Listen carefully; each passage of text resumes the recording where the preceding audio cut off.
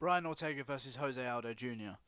is the fight for Ortega next. Obviously, I want Ortega to relax, take some time, heal up that eye of yours because you got the shit kicked out of you for 4 rounds. Anyway, sorry about that. Anyway, I just had a banana. Bananas make me burp for some reason. I don't know why. Anyway, Ortega versus Aldo is the fight to make, 100%. Although, the only downside to this matchup is it's the highest matchup possible for Ortega to do next. But also, if Aldo wins, it kind of puts the division in a bad spot unless Holloway relinquishes the belt. Because, obviously, Aldo isn't going to get another shot at Holloway anytime soon. So beating Ortega would be just a waste of a matchup. But, if Holloway does move up to 155 and relinquishes the belt for now, Aldo could capture it in the meantime. However, I think this is the best fight for Ortega because Ortega's beaten Frankie Edgar. Jeremy Stephens is coming off a loss. He beat Cub Swanson. He beat Renato Moicano, that people were talking about is the next guy to fight for the title. So he's got nothing else to prove on these guys. One guy he hasn't beat, Jose Aldo. And I think he could beat Jose Aldo, and I think that's a good fight. I think that we learned from the Holloway fight that Ortega's there to be hit. But he also saw that how big he is. And I think he poses a very good threat against Aldo. Because Ortega's got power, even though Max obviously took every shot on the chin. We saw the power against Frankie. He's got knockout power, that's for sure. Jose Aldo's taken a lot of damage as of recent. Even in the Jeremy Stephens fight, which he won by TKO, body shot, everyone knows. He took a lot of damage from Jeremy Stephens before that, up against the cage. He looked like he was in a bit of trouble. And I think Ortega's a great guy because one thing that Jose Aldo does is he'll slip to the left of you and sort of get around you. But to do that, he bops his head forward into you and then pushes off your shoulder. And I think that's a habit that Aldo has, where he sort of goes into you on your shoulder and then branches off and gets out. That is everyone should know what I'm talking about by the Jose Aldo slip that he does under punches. But the only problem with that is he ends up with the shoulder.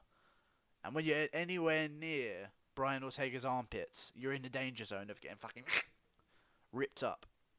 And that's what Holloway did. He avoided that situation at all costs. But I think that Jose Aldo, great fight for Aldo as well. Ortega's a big tall guy. Those legs are open for the kicking. You know, he didn't seem to be checking too many leg kicks from Holloway. And, yeah, I think it's great. I mean, Ortega's real creative with the strikes. He's a big, strong guy. He's a young guy. He can take a hit. I do think that Aldo's more powerful than Holloway, but I think Holloway just has that Nick Diaz approach of just bap, bap, bap, bap, bap, bap. And Aldo's more like, bap, bap. All right, 10 minutes breather. Bap, bap. All right, 10 minutes breather. All right, one leg kick. All right, another 5 minutes breather. But I think Ortega can win that fight. And I think if he wants the best for his career, immediately go straight for Aldo. You want to eliminate options for the title, because if Max Holloway relinquishes the title, I mean, they're going to call on who to fight for it? The vacant belt? Probably Aldo and Moicano. So if you want to get immediate fight signed after your loss, go straight for Aldo. You've already beat Moicano, and then it puts you in a good position if Max relinquishes the belt to fight Moicano, a guy who you've already beat. So you'll have that confidence for the vacant featherweight title. But we'll see how that whole thing plays out. Will Max want to move up to 155 just for now and keep a hold of the belt and say that he's going to come back down and defend it at some point, which may or may not happen by the looks of things? Literally every champion that's gone back up has never come back down. DC went back up, didn't look like he's coming back down anytime soon. People love eating, man. People love food. Trust me. Hey, one thing you can learn from me, boys. People love food. Conor McGregor never moved back down to featherweight. You know. It's mad. It is mad. And I think that Aldo versus Ortega is a great fight, because Ortega's got that weird striking style. He does weird angles. He throws spinning elbows.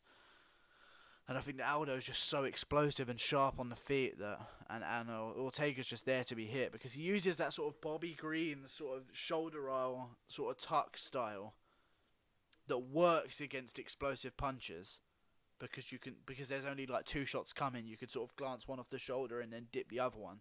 But it doesn't work against Holloway's style, which is he'll pump a jab that's not even a jab fake twice, then you'll do this, and then you're open, boom, boom, then the next 2 punches come, then back, back, back, back, back, another 4 punches come, then back, back, back, back, another 5 punches, then he rips 2 to the body. You know, you can't just keep doing this in the middle of the octagon because you're going to get fucked up. But I think he does do that because it kind of baits guys in for the takedown, really. I mean, anyone know, if you do that back-footed boxing stance, the Mayweather stance, as it's otherwise known, you're going to get taken down every time. All your weight's on the back foot. You're leaning backwards half the time. You're doing half the takedown for him. If your stand-up is like this, and the takedown's like this, you're like, when you're leaning back, you're like there already. You're already like at an angle, and then you just need to be toppled over a bit, and it's done. So, yeah, I think it's a great fight. I think Ortega wins if it happens. This is just a little fantasy matchup thing I was thinking of. And, we shall see. I think I'd give it to Ortega by a submission. Or a TKO. Because we saw, although it was dominant from Max Holloway, we saw that Ortega can, take a shot, and he was dishing out damage back at Holloway. Let's not take this, I know we're like sort of shocked by how good Holloway looked, but let's not be blind to Ortega's performance, because Ortega was landing in there. He was landing big shots. It's just that Holloway has a hell of a chin. Any other guy, those big shots are dazing him a little bit, and Ortega's got a chance to do something, you know? I mean, great fight. Ortega versus Aldo. Holloway versus Ferguson. And then we'll just see. UFC is so good right now, boys. We got Kevin Lee versus Aldo Quinta next week. Then after that, we got Jones versus Gustafsson 2 weeks after. Fucking good stuff. I love UFC. See you later, boys. Like, subscribe. It's a work day. Let me just explain. It's a work day today. On work days, it's hard to get videos out. I do my best to get 2 of them out. On my days off, though, that's when them good quality 10-minute videos come. So, yeah. Show some love, boys. Eventually, I won't even have a job because this will be my job. Hopefully. See you later.